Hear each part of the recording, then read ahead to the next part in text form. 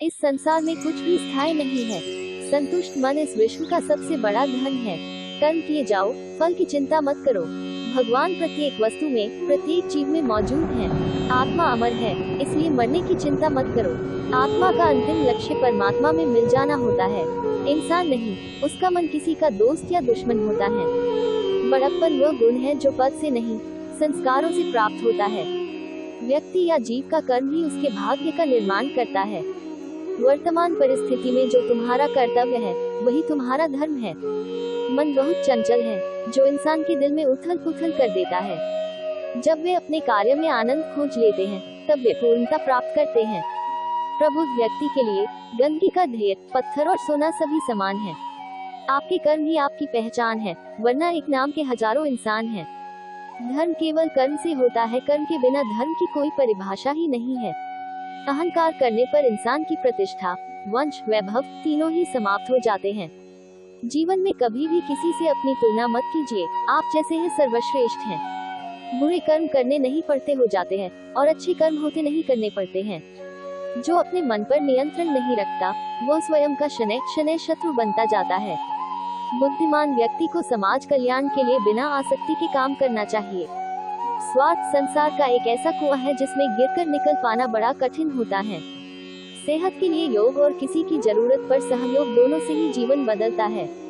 आत्मज्ञान की तलवार से काटकर अपने हृदय से अज्ञान के संदेह को अलग कर दो। दुष्ट लोग अगर समझाने मात्र से समझ जाते तो यकीन मानो महाभारत कभी ना होता। मनुष्य अपने विश्वास से निर्मित होता है, जैसा वो विश्वास करता है वैसा वो बन जाता है। मान अपमान, लाभ हानि, खुश हो जाना या दुखी हो जाना, ये सब मन की शरारत है, जिसे तुम अपना समझकर मग्न हो रहे हो। बस यही प्रसन्नता तुम्हारे दुखों का कारण है। उस इंसान का मंजिल से भटक जाना तय है जिसकी संगत में नकारात्मक लोग रहते हैं। प्रेम सदैव माफी मांगना पसंद करता है और अहंकार सदैव माफी सुनना पसंद करता है।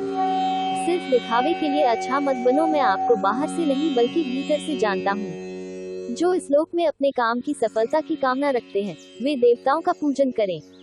व्यक्ति जो चाहे बन सकता है, यदि विश्वास के साथ इच्छित वस्तु पर लगातार चिंतन करें।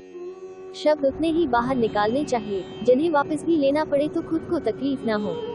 परायों को अपना बनाना उतना मुश्किल नहीं जितना अपनों को अपना बनाए रखना होता है। इंसान की सोच ही उसकी सबसे बड़ी पहचान है, वरना दुनिया में एक नाम के अनेक इंसान हैं।